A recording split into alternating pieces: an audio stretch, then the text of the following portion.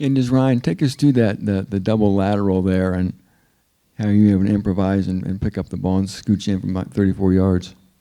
Yeah, it's a play we've practiced.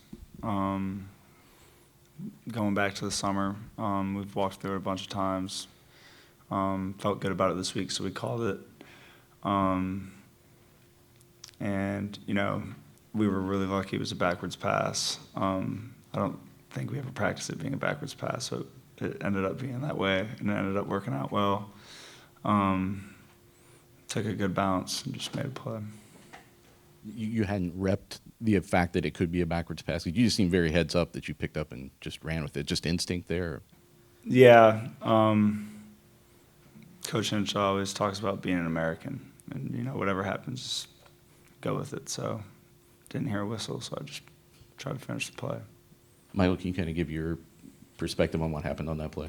I think Ryan just made a heads-up play. Usually in that situation, I don't really think too much because I got the defense running at me. So I just threw it, and Ryan just made a hell of a play. Myles, obviously, they had some big chunk plays in the first half. I think they had 6 20-plus yard plays.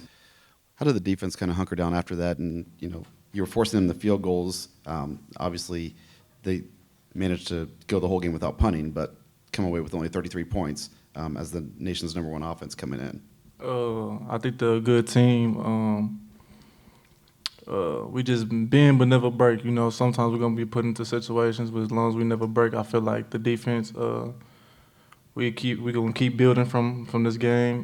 That was a good team, like I said, and just move on to next week. And then, Manny, to see a team like that, knowing what's coming ahead, how big was it to kind of find out how much work you still have left to do as a defense?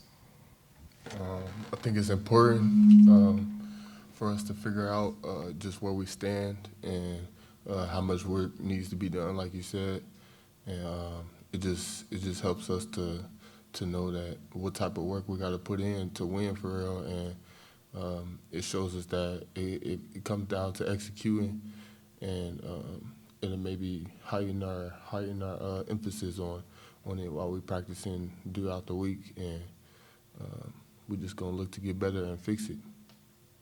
Can you take us through the last interception, just what you saw as that play unfolded, what happened? Yeah, I just, forced a throw, made a poor decision. That's about it. Yeah, and just Michael, next up, the trip to Notre Dame. I mean, kind of talk about the opportunity you have on that Saturday next week. We get to play another good team. I think this loss is going to help us really see where we can get better at and fix those mistakes. And so I think we can carry that into the next game and really sharpen our tools and everything like that. And it's another big opportunity, and we're going to have more opportunities after that. So we just got to make sure we're locking in next week and put this game behind us so that we can go beat Notre Dame. Ryan, your head coach was just in here and said it felt like we were building momentum but never kind of seized it. The drive to start the game, you have a chance to go up 7-3. It's a pick. The batted ball that turns into a pick six.